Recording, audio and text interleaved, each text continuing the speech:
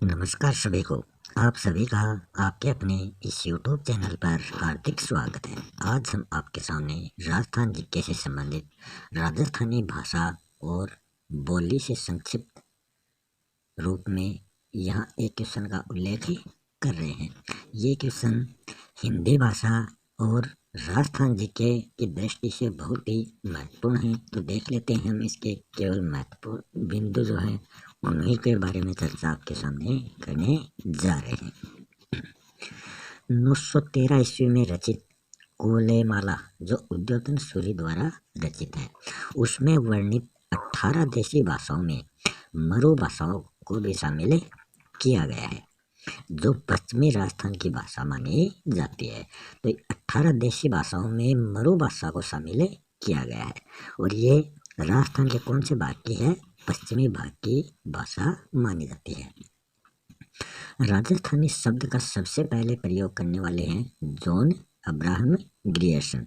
उन्होंने 1912 ईस्वी में अपनी पुस्तक लिंग्विस्टिक सर्वे ऑफ इंडिया में राजस्थानी शब्द का प्रयोग सबसे पहले किया था। राजस्थानी भाषा की उत्पत्ति व उसका विकास। तो राजस्थान की भाषा की जो उत्पत्ति है, इसका निर्माण कैसे हुआ है और इसका धीरे धीरे विकास कैसे हुआ, तो वो हम देख लेते हैं। 10वीं सदी तक पश्चिमी भारतीय क्षेत्रों में बोली जाने वाली अपभ्रंश भाषा का प्रभाव रहा था। तो राजस्थानी भाषा पर अपभ्रंश का प्रभाव माना जाता है। जैसे ही 16वीं शताब्दी आई, उस 16वीं शताब्दी के बाद स्वतंत्र रूप से ये राजस्थानी भाषा जो है ये विकसित होने लगी थी। समस्त भारतीय भाषाओं की जननी जो है वो वैदिक संस्कृत भाषा को माना जाता है। वैदिक संस्कृत जो है वहीं से ये इन भाषाओं का जन्म हुआ है। तो सबसे प्राचीन भाषा जो है वो है वैदिक संस्कृत, जो अपनी जटिलता के कारण इसके बाद में किसका जन्म हुआ? लौकिक संस्कृत का जन्म हुआ, क्योंकि वैदिक संस्कृत जो थी वो विद्वानों की भाषा हो गई और ये जटिल हो गई, जिससे आम जनता इसको ना तो बोल पा रही थी ना समझ पा रही थी। इसलिए लौकिक संस्कृत में ये बदल गई, थोड़ी सरल हो गई।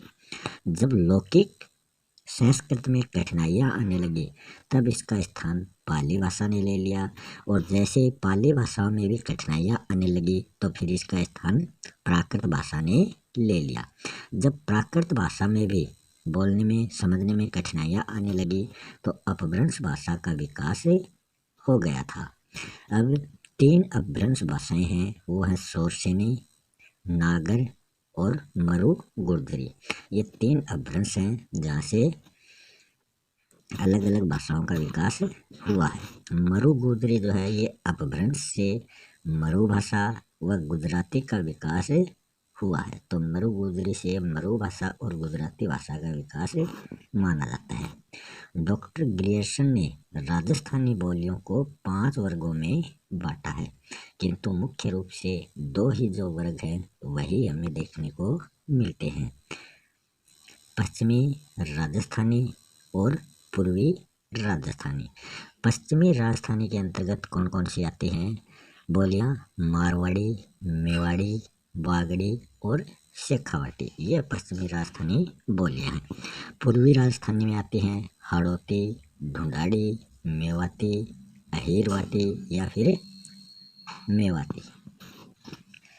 अहीरवाटी या ये कौन सी है? ये मेवाड़ी है, अहीरवाटी या मेवाती। सबसे पहले हम देख लेते हैं मारवाड़ी। मारवाड़ी जो है ये राजस्थानी बोली का पर्याय मानी जाती है। तो राजस्थानी बोली का पर्याय जो है वो मारवाड़ी बोली है। थली व गोड़वाड़ी जो है ये मारवाड़ी की उपबोलियाँ मानी जाती हैं कि मारवाड़ी से थली और गोड़वाड़ी निकली है। फिर है ढूंढाड़ी, ये आमेर क्षेत्र में बोली जाने वाली बोली है। इसमें 6 शब्द का प्रयोग किया जाता है। कोई भी बात होती है अंत में वो 6 शब्द का प्रयोग करते हैं। कोई भी वाक्य बोलने के बाद में वो इसका प्रयोग करते हैं। गुजराती का प्रभाव भी इस ढूंढाड़ी पर हमें देखने को मिलता है, और ये राजस्थान में दौसा, बगरू, दुद्दू, जयपुर इन क्षेत्रों में ये बोली और समझी जाती है। तोरावाटी, राजावाटी, नागरचोल ये जो हैं ये ढूंढाड़ी की प्रमुख उपबोलियां मानी जाती हैं कि ढूंढाड़ी से इन बोलियों का निर्माण या विकास हुआ है। फिर देखते हैं मेवाती बोली। ये अलवर, भरतपुर और हरियाणा के कुछ क्षेत्रों में प्रचलित है और मेवाती पर जो प्रभाव पड़ा है वो ब्रज भाषा का सबसे अधिक पड़ा है। फिर है शेखावाटी। तो शेखावाटी के अंतर्गत झुंझुनू, चूरू, सीकर ये 3 जिले आते हैं। इन्हीं के समीप हनुमानगढ़, सूरतगढ़, गंगानगर क्षेत्र में भी यही शेखावाटी बोली और समझी जाती है। फिर आते हैं मालवी। मालवी के अंतर्गत रागड़ी व निमाड़ी ये मालवी की प्रमुख उपबोलियां जो है वो मानी जाती हैं कि मालवी से रागड़ी व निमाड़ी उपबोलियों का विकास हुआ है। तो इसी के साथ ये राजस्थानी भाषा से संबंधित जो छोटा सा टॉपिक था ये यहीं समाप्त होता है। मिलते हैं नेक्स्ट वीडियो में एक नए टॉपिक के साथ। तब तक के लिए धन्यवाद।